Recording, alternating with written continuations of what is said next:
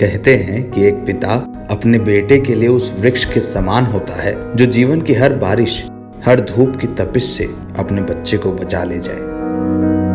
पिता जिसे बागबान की संज्ञा दी गई, पिता जिसे माना गया ईश्वर का रूप, और पिता जिसके होने से दुनिया का हर एक ख्वाब पूरा होगा, ये विश्वास होता है।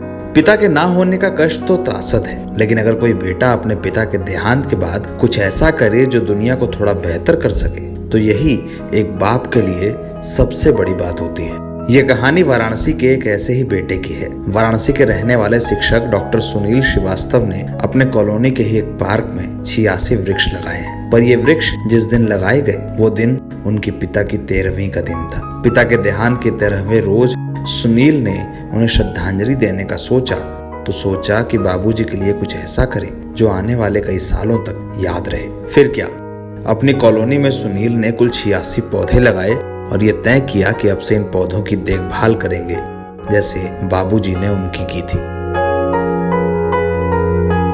सुनील ने ये सोच लिया कि जिस तरह बाबूजी ने सारे जिंदगी तमाम कष्टों को सह के, तमाम घटनाओं को सहकर और तमाम झंझावतों के बीच उनका पालन पोषण किया, अब ये पौधे उनकी उसी तरह से जिम्मेदारी हैं और वो इनका भी वैसे ही पालन पोषण करेंगे। अपनी कॉलोनी में सुनील ने कुल 86 पौधे लगाए और लगाए भी उस जगह पर जहां वर्षों उनके पिता शाम के वक्त टहलने जाया करते थे। सुनील श्रीवास्तव से लोगों ने पूछा कि एक साथ 86 पौधे क्यों लगाए जा रहे हैं। उनका जवाब था, बाबूजी 86 वर्ष के थे, अब इस दुनिया में नहीं है। उन्होंने सालों देखभाल की, वो भी इन पौधों की तरह थे। जब ये पौधे बड़े होकर पेड़ हो जाएंगे तो बाबूजी की याद दिलाते रहेंगे ये याद कि कैसे बाबूजी ने सारी जिंदगी हमारा ध्यान रखा था। आज मेरे पूज्य स्वर्गीय पिताजी की 13वीं है। 21 जून को उनका स्वर्गवास हो गया था और 86 वर्ष की आयु उनकी थी।